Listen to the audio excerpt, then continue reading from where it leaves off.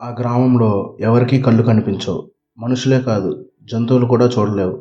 చుట్టూ వెలుగులు ఉన్నా కళ్ళు లేకపోవడం వల్ల కటిక చీకట్లోనే బతుకుతున్నారు. మరి ఆ ఊరు ఎక్కడుంది? దాని విశేషాల గురించి తెలుసుకునే ముందు ఇలాంటి ఇంట్రెస్టింగ్ ఫ్యాక్ట్స్ మరియు అప్డేట్స్ కోసం please subscribe to our channel.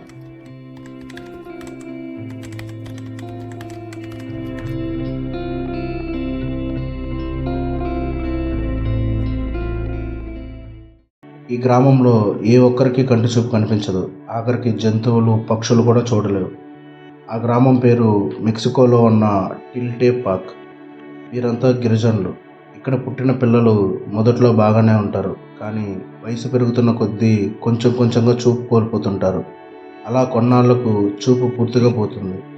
దీంతో ప్రపంచంలోనే అంధుల గ్రామంగా పేరొచ్చింది. ఈ పరిస్థితికి కారణం ఏంటి అని ఎవరన్నా అడిగితే ఆ గ్రామస్తులు ఓ చెట్టు వల్లేనని చెబుతారు.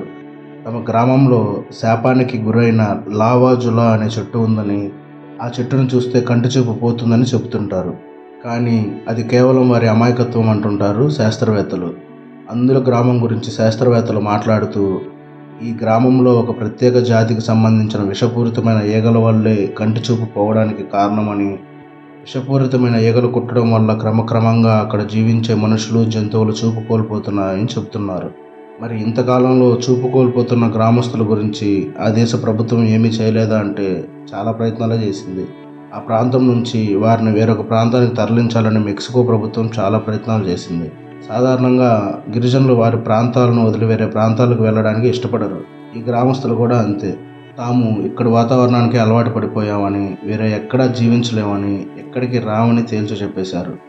దీంతో ప్రభుత్వం చేసిన ఏ ప్రయత్నాలు ఫలించలేదు. ఆ గ్రామంలోనే చీకట్లో జీవిస్తున్నారు. తమ అంధత్వానికి ఆ చెట్టే కారణమా, లేదా ఈగల కారణమా, లేక ఇంకేదైనా కారణమా అని మాకు అనవసరం. ఇక్కడే పుట్టాం, ఇక్కడే జీవిస్తాం. ఇన్ని ఇబ్బందులు ఎదురైనా ఇక్కడే పడతాం, వేరే చోటికి రాలేమని చెప్పేశారు. ఇది మా పూర్వీకుల నుంచి వస్తున్న గ్రామం, ఇక్కడే మా జీవితాలు అని తేల్చి చెప్పడంతో ప్రభుత్వం కూడా ఏమీ చేయలేకపోయింది.